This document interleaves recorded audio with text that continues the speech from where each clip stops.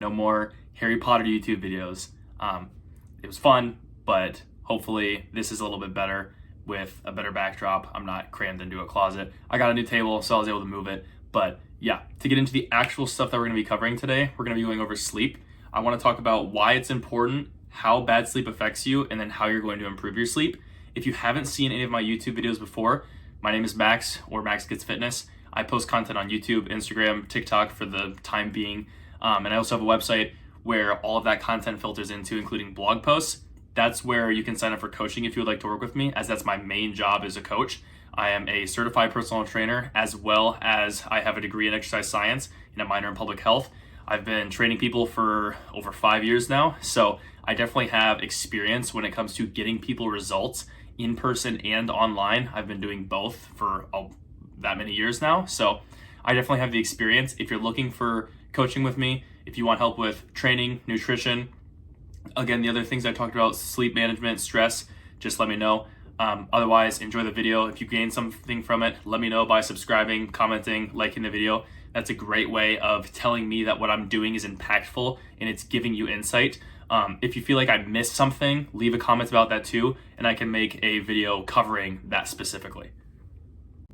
Now, for starters, a little fun fact about sleep is that the lack of sleep will kill you in the same amount of time that lack of food will. Obviously, maybe not a fun thought, so maybe not a fun fact, but just a fact. It's important for life. Obviously, if you go without food, you go without sleep, same amount of time. So clearly there's something in our biology that says we need this to survive. And now, while many people get sleep, they might not be getting a lot of sleep or good quality sleep. I have friends, family, other people that will say, oh, well, I get enough, or it's not that important. If you don't want it to be that important and you don't want to focus on it, that's perfectly fine. I'm personally talking to the people who want to improve their sleep because of the fact that it is a big deal. I want to highlight why it is a big deal in this video. And then if you gain insight from it and want to apply these, you should get better sleep, which in turn should improve your overall quality of life. Maybe you have injuries or health issues. It can help with that. If you're working for, maybe a powerlifting competition, or you want to get, stronger or bigger, it's going to help with that too. I'm going to cover all that in this video. Now, if we're dealing with just short-term sleep loss, some things that you can see that will happen is worsened mood, judgment, ability to learn, retain information, as well as increased risk of accident or serious injury. This can apply to everyday life, obviously, but in my field within fitness, in that I work in, this is important because if you're someone who's trying to go for a max out, if you're trying to maybe increase the weight, your overall ability to do that is going to go down, as well as your perception of how hard you're pushing yourself. So you might push too hard. You might not get as good of a lift because you're not as strong as you feel that you could be, or otherwise you could have an injury due to either pushing yourself too hard, or maybe you didn't warm up as well because you're tired and you're just going through the motions, whatever it could be. Short-term sleep can lead to these issues. Now, obviously, the other things that I named like retaining information and stuff, if you're a student or you have a job where your memory is important, that's going to play a role too. I know that a lot of people talk about in college, doing all-nighters in order to study for their test. There's been research that has found that that's not actually as beneficial as you would think. Getting a full night of rest comparative to staying up all night and studying, if you study before bed, but then get a full night of rest, you're likely going to do better on the test, as been shown in studies. So if you're a student, definitely should get sleep. If you're an athlete or you're a person who's wanting to get in shape, sleep is also important. Now, let's say we can't avoid this short-term sleep loss. It's something that if it happens once every now and then, it's okay, right? There's nights, we recently just had New Year's. If it's one night, that's not a big deal. I do think it is kind of funny how most people will stay up late for New Year's, but then the next day try and go to the gym. You're already setting yourself up for failure there, but that's just something that I've noticed. But again, life happens. And so if you're dealing with a situation where you want to stay up, that's fine. I'm speaking more for the people who consistently do it on a daily or bi-daily basis, multiple weeks on end.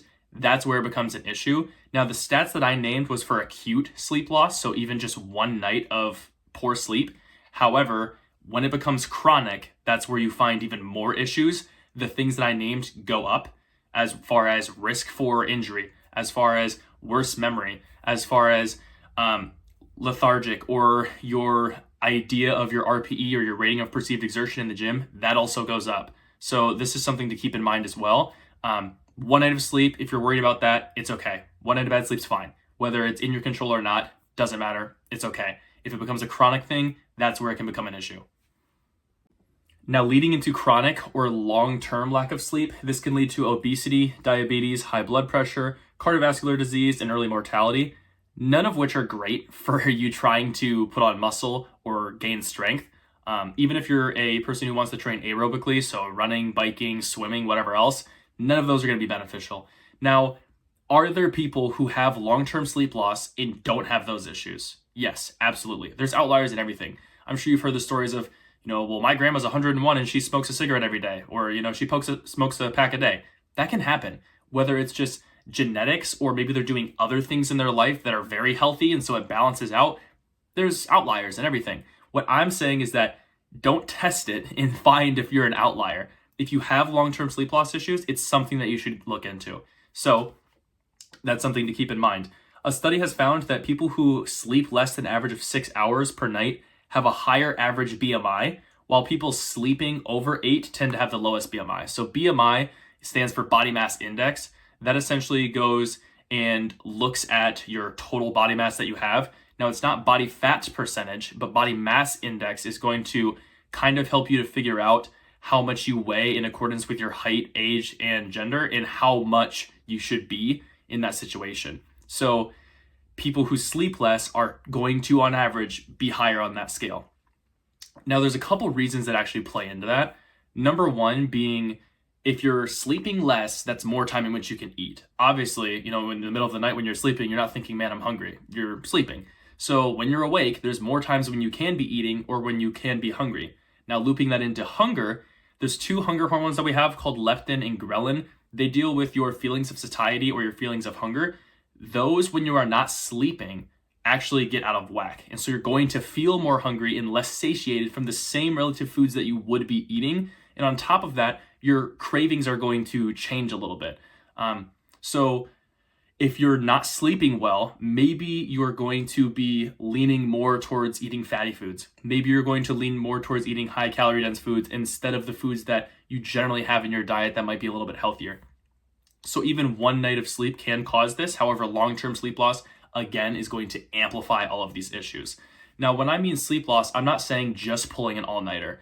These are nights where maybe you get 4 hours of sleep, 6 hours of sleep, 2 hours of sleep, 8 hours of sleep, but it's not quality sleep. And I'm going to talk a little bit more about that as we go, but quality matters a lot, not just quantity. One thing I want to also bring into account here is when I say 8 hours of sleep, it's not 8 hours in bed. There's a difference between asleep and in bed. Generally, on average, people take 10 to 15 minutes to fall asleep. By the time their head hits the pillow, it's going to take about that much time for them to actually get to sleep, 10 to 15 minutes. So if you're laying in bed on your phone, that's not sleeping. You can be in bed for 8 hours and not sleep at all. But there's a difference between actually being asleep for 8 hours and not. For me personally, I have found that tracking it with a watch is very beneficial. I get a sleep score every single night, and so I can apply a little bit of understanding as to how much I'm sleeping and maybe how that's going to affect me. So on here, it says that I had 8 hours and 7 minutes of sleep. I had a 95 sleep score. It goes out of 100, and it says quality was excellent. Now, coincidentally, I had a good night of sleep last night when I'm recording this video, which is great. There are nights where it's 60, 70, 80. I don't average that number. I average around 90, which is pretty good, I would say, for most people. But that's because I apply the things in this video that I'm talking about in order to benefit my sleep, because it's important. It's that important. So let's say you're not really worried about weight loss and you're not really worried about injuring yourself for whatever reason. A recent meta-analysis has found that acute sleep loss can reduce overall athletic performance in subjects sleeping less than 6 hours in a 24-hour period. This was acute sleep loss, just 1 night. 1 night of bad sleep can reduce performance. Now, the study wasn't specific to just one area of exercise either. You had people who were tested anaerobically for power, speed and power endurance, high intensity interval exercise, strength endurance, strength separately, endurance separately. And so no field is safe. It does not matter if you're a runner, a biker, a power lifter, a bodybuilder. a World's Strongest Man competitor, a CrossFit, does not matter. If you are on the spectrum of trying to get better in shape and you have acute sleep loss, your performance is going to go down. Now, one thing to keep in mind with this is I'm sure there's people who are going to say, okay, well, if I just slam caffeine before I go to the gym, then I'm good, right? Maybe your performance goes up. It's likely that it will. If you're taking pre-workout, it probably will go up. However, caffeine itself is going to lower your sleep over time. Your quality sleep and your quantity sleep is going to go down over time. Caffeine generally has a half-life of 10 to 12 hours, which means that within that amount of time, you're going to have it out of your system within that time in 50% of the population. That's how half-life works, is they take half the amount of people. On average, that's what it's going to look like. So if you're taking pre-workout at 5 p.m. and you usually go to bed at 10 p.m., that's not enough time in order to get it out of your system. Now, again, you might not feel jittery, you might not, feel wiry or whatever, but if you're going to bed, it still can impact your sleep score. I've seen it with my watch before. On nights where I have caffeine later in the afternoon, I might drop to a 70 instead of an 80 or a 90. Now, I don't want people to think that, one, they necessarily need a smartwatch like this. You don't. And I also don't want you to think that tracking it with this, if you have one, is an end-all be-all. If you have a bad night of sleep, that's not like, my workout's going to be horrible. I'm going to be in a bad mood. My test is going to go terrible. That's not what I'm trying to say. What I'm trying to say is be mindful of the fact that it can impact the way that you perform in the gym. It can impact the way that you study or you do at work. It can impact your mood overall. It can impact all of these things. So just take the cause and effect, right? I'm not feeling great. And that is going to be effect. The cause of it is probably lack of sleep. So next night, try and compensate for that. There's no such thing as sleep banking. You can't really just, sleep 12 hours one night and then 6 hours one night and it's going to balance out. It's not really how it works, unfortunately.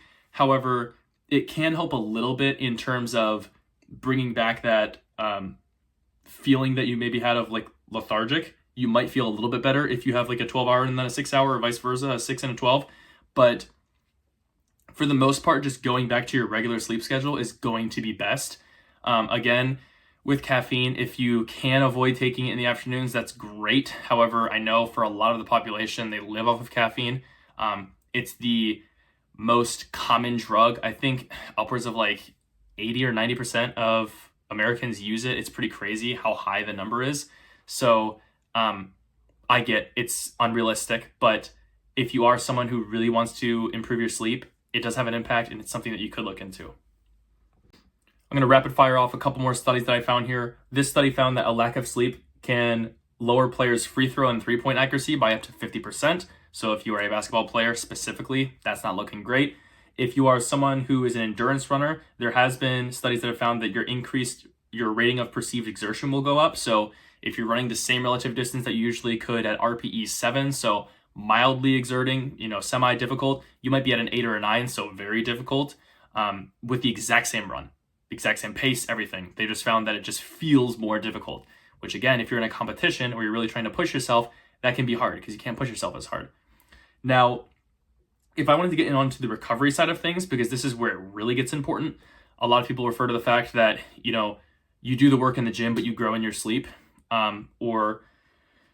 sleep is when you make gains. If you've heard of that before, lack of sleep is linked to decreased muscle protein synthesis. So MPS, or muscle protein synthesis, is going to be your body's ability to intake protein through foods and then convert that into the fuel needed in order to recover from workouts. So, building those muscle proteins or building them past the point that you've already been at. Ideally, if you're trying to build a muscle, we're wanting the protein in order to do that. Now, muscle protein synthesis, you want to keep high throughout the day. I've talked about that before. You can look at my blog post where I've talked about that and how that sporadically spacing your protein throughout the day, at least 3 times through the day, if you can, is probably the most beneficial. A couple more times spaced throughout the day, maybe through a protein bar, protein shake, whatever else, can be great. However, that's not necessary. It could give you that little extra oomph. But when we're talking about sleep and lack of sleep, it drops muscle protein synthesis by up to 18%. So you're taking away essentially a fifth of your ability to recover and grow from workouts just by not sleeping well. That's pretty important. I think that's definitely, one of the nails in the coffin as far as if you are a lifter trying to get bigger or stronger, that sleep is important. Now, again, like I talked about, your performance might go down. Let's say it doesn't go down. This is that the work that you just did, you're getting less from, which I don't think anybody wants to do.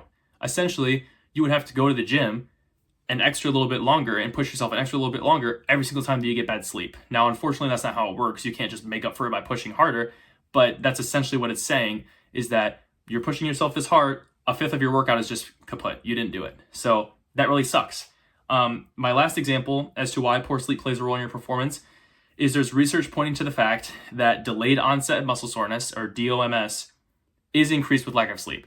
Meaning, when you do a workout, when you push yourself, when you get to the gym when you're not feeling great on that day where you're sleep deprived, when you finally get done with it and your muscle protein synthesis is going down because your lack of sleep is causing that, delayed onset muscle soreness is going to kick in and it's going to be worse. So you're going to feel worse after your workout and more sore afterwards for the next 2 to 3 oncoming days, possibly, maybe even more. There's people who have, had soreness for like a week or two, especially in their legs. It just lasts a long time, especially if you're generally inactive outside of the gym. You're not getting blood flow to those muscles. So again, it's impacting every single facet of your workouts, your health, everything. I referred to even students can benefit from more sleep. Now, I've done enough talking about the downsides of bad sleep, right? I've been yapping about that. I want to actually help you now. So this section is going into how to actually get better sleep, how to avoid getting bad sleep, and how to improve your sleep. So if we're wanting to improve our sleep, number one, I already kind of talked about this a little bit, but caffeine. Again, 10 to 12 hour half-life. The recommendation for adults is less than 400 milligrams per day. You're not going to find that much in like a caffeine drink like coffee or tea. You will find that much in drinks like multiple shots of espresso, like energy drinks, like pre-workouts. So read your labels before you drink them. If there's something that says you should double scoop pre-workout and it comes out to 800 milligrams, maybe just single scoop. Or maybe single scoop with a caffeine one and take a no stim or a no caffeine one and take a single scoop of that. It's got all the other ingredients that you want, the pump, the tingles, the everything. Just take one in one. That way you're not getting that much caffeine. Instead, you're just having the 400 milligrams instead of 8. Also, if you're a person who lifts in the afternoons, maybe just do the no stim in the afternoons. If you lift in the mornings, you can do the stimulant one that has the caffeine in it. But if in the afternoons, maybe just avoid that caffeine if you can. Next up here is blue light, or just overall screen time. What I like to try and do is dim or turn red most of the night, the lights that I can. So there's this cool thing on your phone that you can do where you triple tap on the side on the home button or the power button, and that allows the accessibility settings to do a shortcut where it turns your entire screen red. It's a little over the top. If you don't want to do that, that's fine. I personally do. I just have a shortcut set up so as soon as it's 1 hour before I go to bed, my phone just switches red. Not that big of a deal to me. If it is a big deal to you, that's fine. You can also invest in something like these blue light glasses. I got these on Amazon for pretty cheap and they work really well. These don't change anything to red. They just make it so that it's filtering the blue light going into my eyes, so I get a little bit less blue light. If you want to couple those together or do them separately, one or the other, it's perfectly fine. I like the phone switch just because it's free, so you don't have to deal with the pricing, whereas the glasses are relatively cheap, so if you wanted to invest in those, you could. I also like to use those, especially because when I'm doing things like this, recording videos, editing them, I'm on screens a lot during the day, which can dry out my eyes, and then it makes it harder to go to bed at night, especially when I'm doing work in the afternoons or, playing games with friends, whatever else, watching a show, right? So I can just throw on the glasses, super easy. Now, like I said, dimming the lights in your room, this is going to help with your circadian rhythm because our bodies function off of vision and light when it comes to nighttime and daytime. So having my screens open right here and I can see the light coming into my room, that's going to be helpful in the mornings for when I wake up because I'm going to have that sense of, oh, now it's day, my body responds to it and hopefully wakes me up a little bit more readily instead of being really groggy in the mornings. Also at night, dimming the lights or only having one of the lights on, maybe even if you have a lamp, just putting, what I've done in the past is I put a towel or a shirt over the top of it and the light only comes out on the bottom. So it's essentially half of the light that I'm getting. That's helpful because I'm essentially dimming the lights a little bit more and it's going to help me to fall asleep easier. Now with light as well, I refer to the fact that I have this screen open. If you have screens that you want to fully close, dimming your room completely at night and going to bed in complete black is really helpful. Otherwise, if you've seen the eye covers that you can put on over your head, and they just go like that on your eyes so you don't have to see. If you're, you have a spouse or a significant other or whoever that maybe has their phone on, they go to bed later than you. Maybe they have a lamp on and they're reading before bed. You can just put those on. You don't have to worry about having to disrupt them, but also you're not disrupting your own sleep. That could be helpful as well. In that situation, you could also do, earbuds or whatever to tune out noise, or maybe even do like a sound machine or whatever. If you want to do that, that's perfectly fine too. Next, I want to go into body temperature here. Now, I think most of us have experienced trying to go to bed when you're hot. It's not that easy.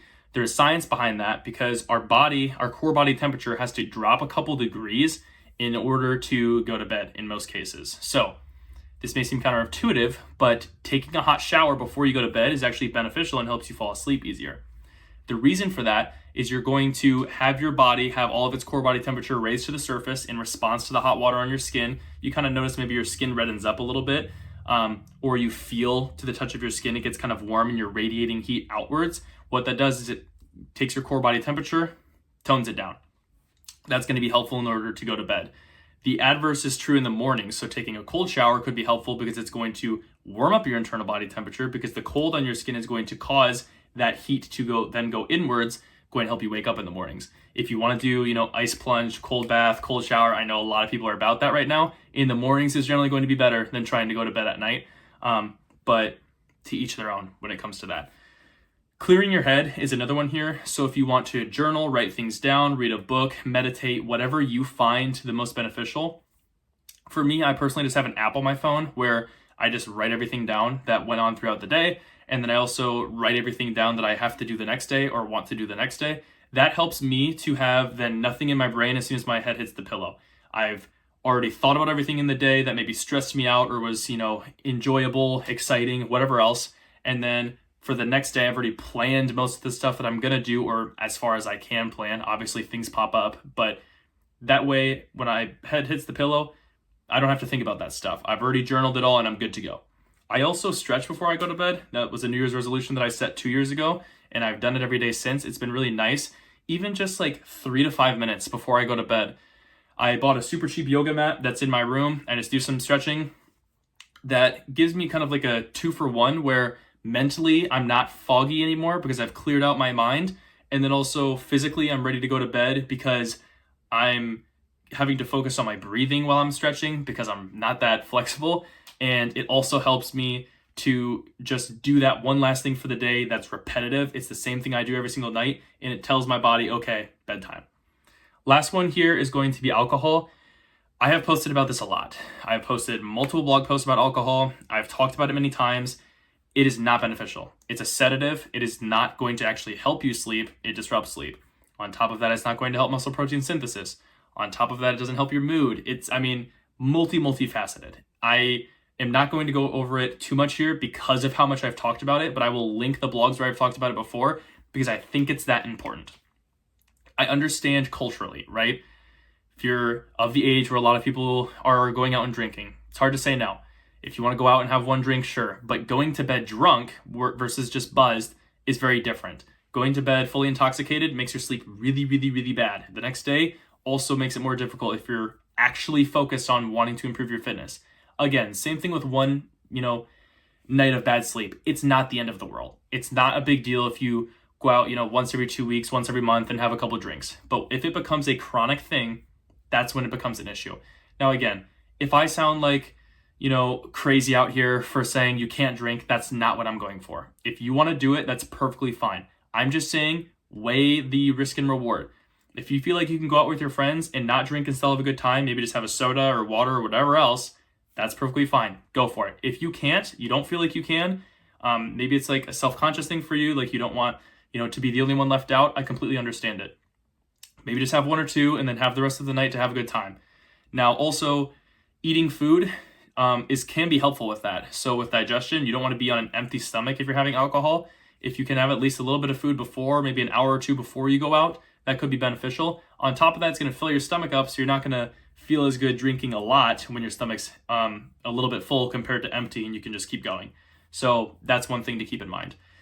Now, closing thoughts here. Again, 1 night of bad sleep will not ruin your gains. However, often it's not just one night. It becomes a chronic thing. So try your best to balance out all these variables that I've talked about, and you will hopefully enhance your sleep as much as you can.